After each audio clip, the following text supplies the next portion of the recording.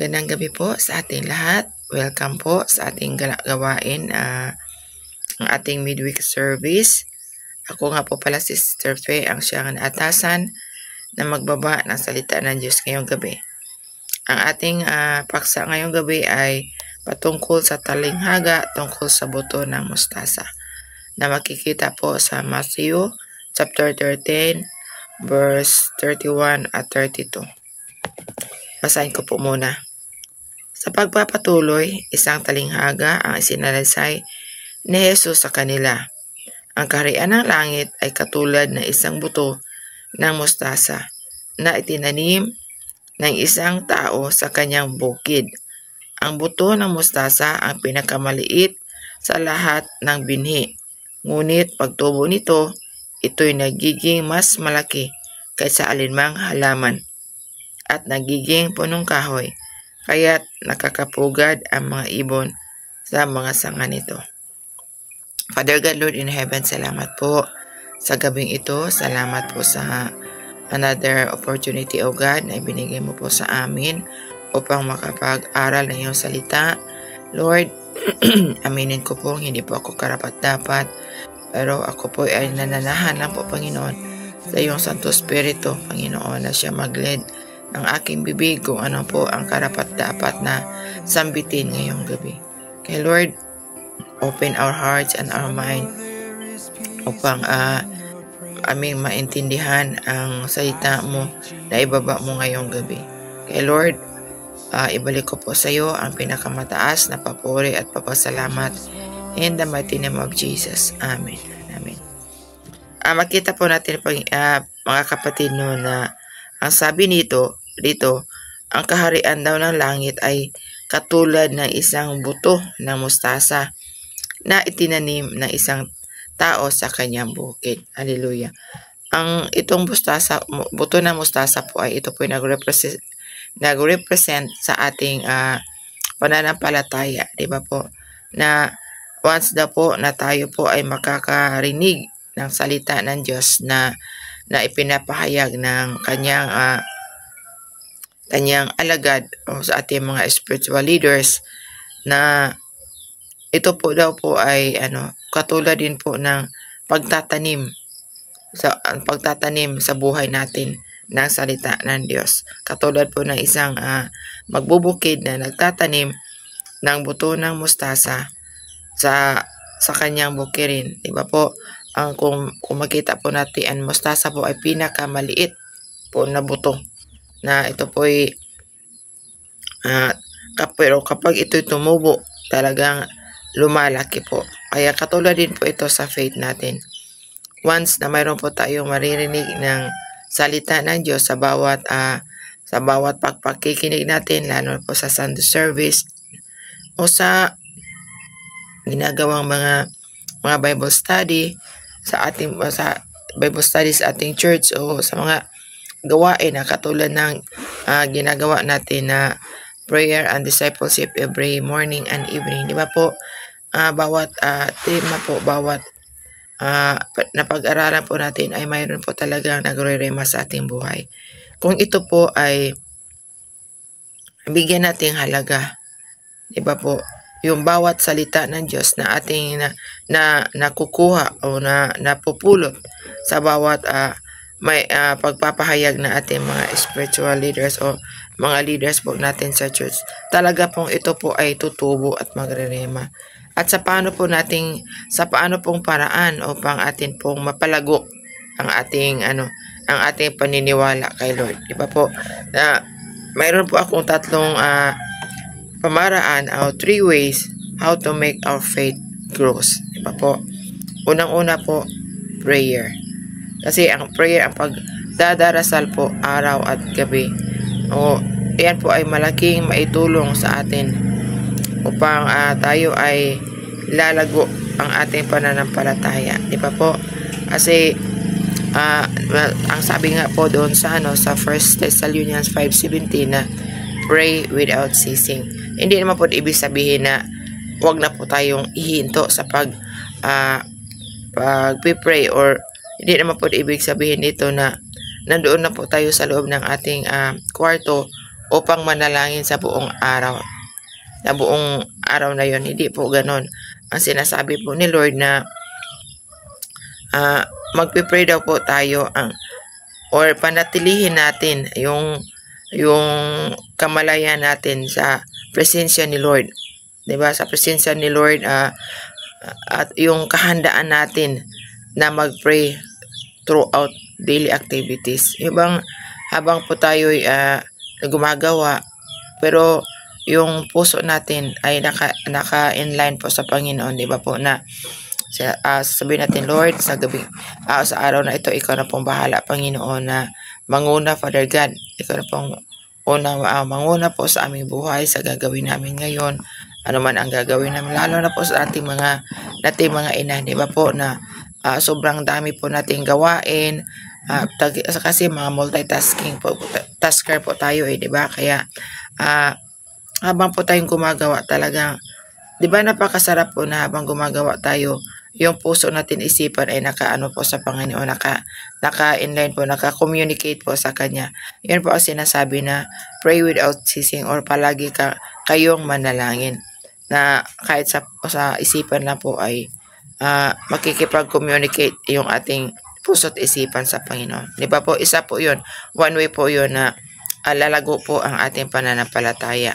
At pangalawa naman po is reading the Bible daily. Yung pagbabasa po natin sa Biblia araw-araw.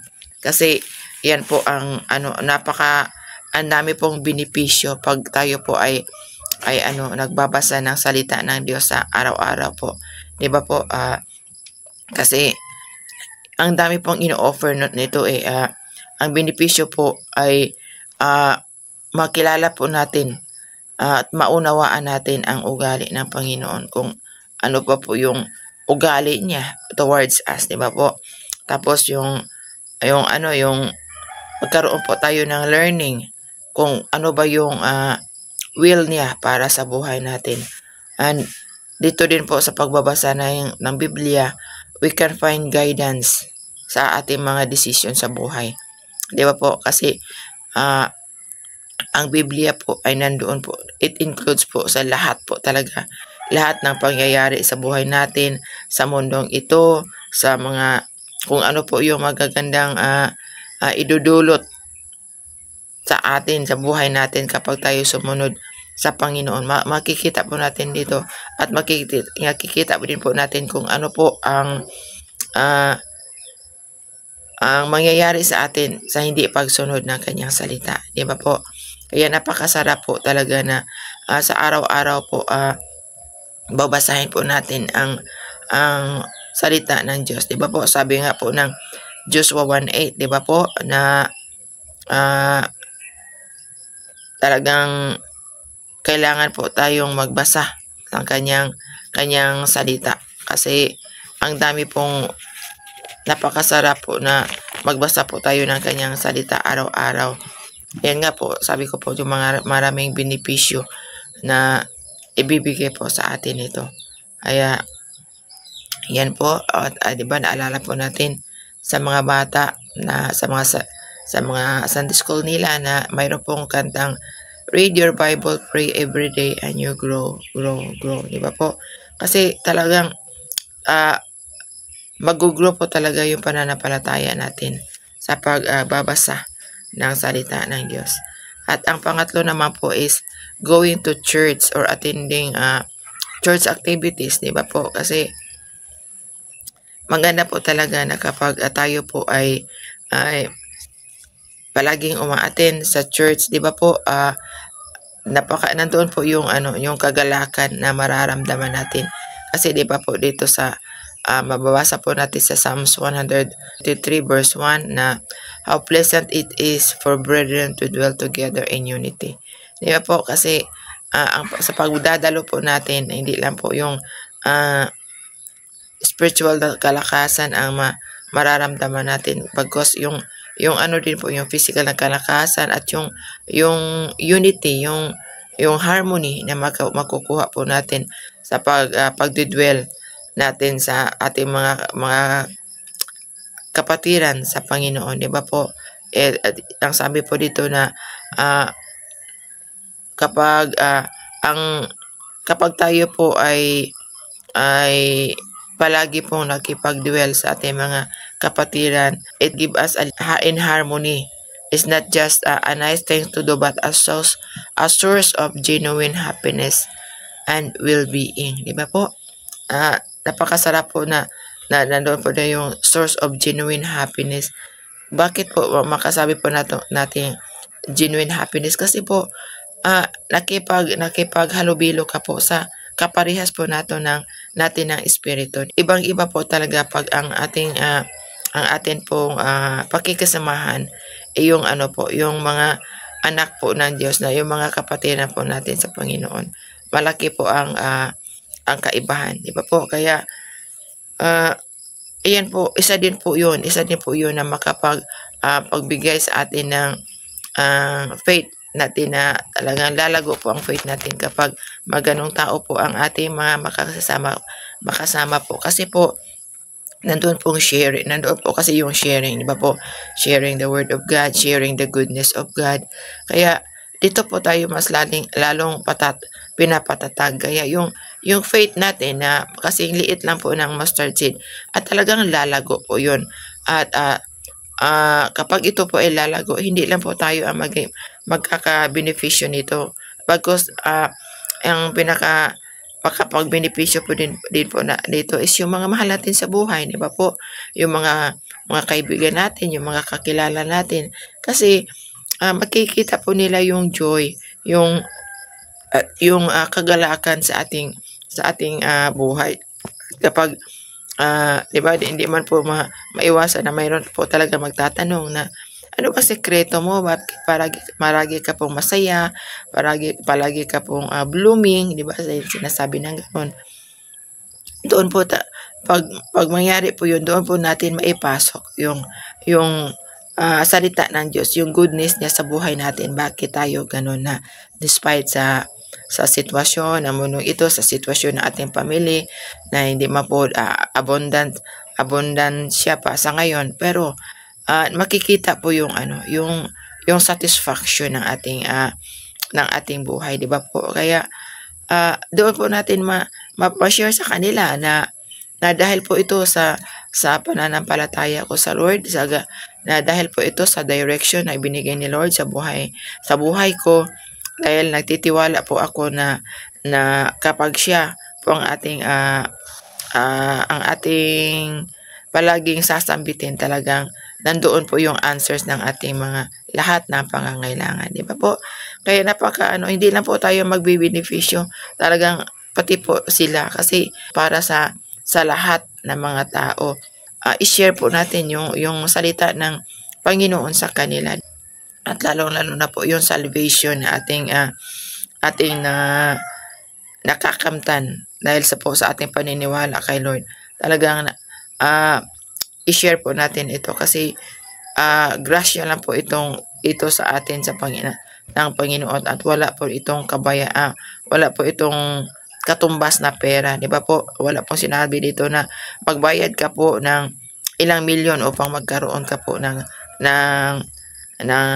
salvation, di ba po? Kasi kung ganoon man po, ang dami pong hindi po masisave, kasi mas marami po ang mahirap kaysa mga mayayaman. Pero glory to God na for by grace we have been saved through faith, di ba po? Dahil po sa pananampalataya natin at sa grasya ng Diyos na ibinigay. Kaya dito po, pag tayo po ay ma-share natin yung goodness ni Lord, talagang marami po ang makapag-benefits nito. Ito, at yun pong benepisyo na yun ay nagmumula lamang po sa maliit na faith natin kay God, na talagang pinapalago lang po iyon ng Panginoon sa ating buhay, dahil po sa ating pananampalataya at dahil po sa ating pag-aaral ng salita ng Diyos, at sa ating mga pagpipray po sa Kanya. Di ba po, doon po lumalago yung ating pananampalataya sa Panginoon. Kaya glory to God din po sa ating mga spiritual leaders na walang sawa po na nagtatanim sa atin ng salita ng Diyos sa ating puso, di ba po? Na araw at gabi, sa umaga at gabi ay napagbubulay-bulayan po natin ito, at ito po ay talagang lumalago po sa ating buhay. Kailangan po din po natin silang ipag-pray na patatagin po sila lalo sa ating Panginoon, upang marami pa pong katulad natin na nasishiran po ng salita ng Diyos, di ba po? Kaya kahit man po sabihin natin yung mga baguhan ay na makakarinig po ng salita ng Diyos ay kahit katiting lang po yung makukuha nila, pero kapag ito po ay talagang binibigyang importansya ng bawat isa, talagang lalago at lalago po ito, di ba po? Kaya wag po nating kalimutan na sa araw-araw ay magdarasal po tayo bago po tayo mag-umpisa ng ating gawain. Talagang unahin po natin si Lord, at sa araw-araw din po ng ating mga ginagawa, talagang talagang i-exercise po natin na yung puso't isipan natin ay naka-inline po sa Panginoon, diba po? Upang makaiwas po tayo sa mga sa mga kasalanan sa mundong ito. Although we are not perfect, but at least nandun yung Santo Espiritu na siyang nagre-remind po sa atin kung mayroon man po tayong nagawang hindi kaaya-aya. Agad-agad po tayo na hihingi ng kapatawaran kay Lord. Nawa mayroon po kayong naintindihan at patungkol po sa katuruan pa na taninghaga patungkol sa buto ng mustasa. Matthew chapter 17 verse 20. Ito po na talagang kapag mayroon po daw tayong faith na kasing liit ng mustard seed, pwede po nating i-transfer yung bundok sa kapatagan. Ito po ay patungkol sa trials natin sa buhay, na kahit kaano kalaki yung pagsubok natin sa buhay ay atin pong mapapagtagumpayan kung mayroon po tayong faith na kasing liit lang po ng mustard seed. Diba po?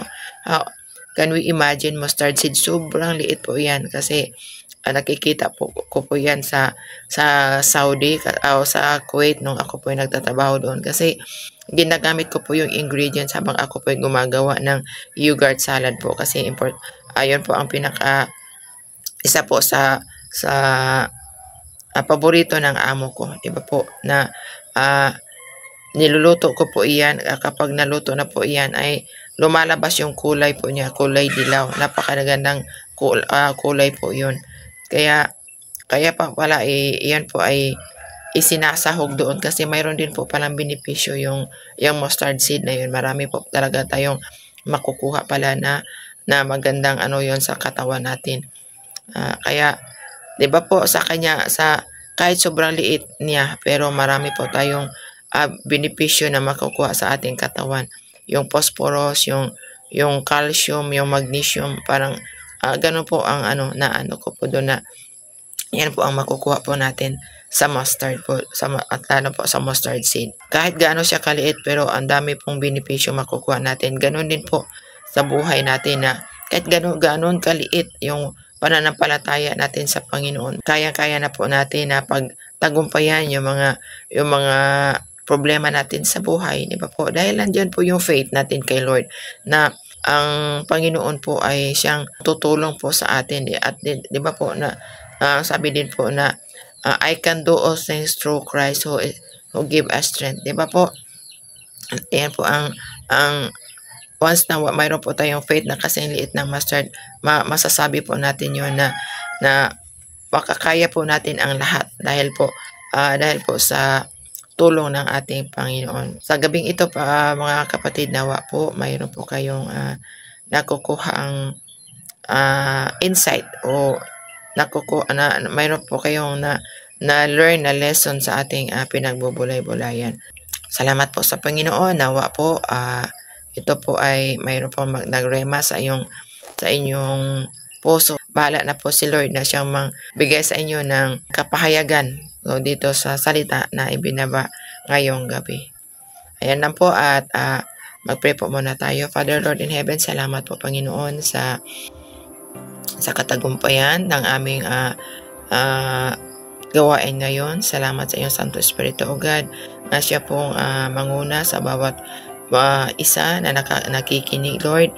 Ikaw po ang magbukas ng kanilang puso at isipan, na nawa naintindihan namin, O God, kung ano po ang dapat po, Father God, na ipapagawa mo po sa aming buhay bilang mga anak ng Diyos. Salamat po Panginoon sa katuruan at sa giya, Panginoon, kung paano po namin palalaguin, O God, hallelujah, ang aming faith sa iyo, O Lord. Salamat Panginoon sa gabing ito, at ibalik ko po sa iyo ang pinakamataas na papuri at pagpasalamat in the mighty name of Jesus, your precious Son, and to the Holy Spirit. Amen and Amen. Declaring there is hope and there is freedom, I speak Jesus,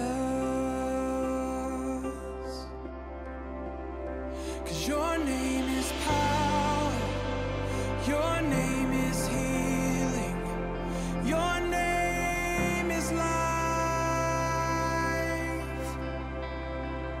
Break every stronghold, shine through the shadows, burn light.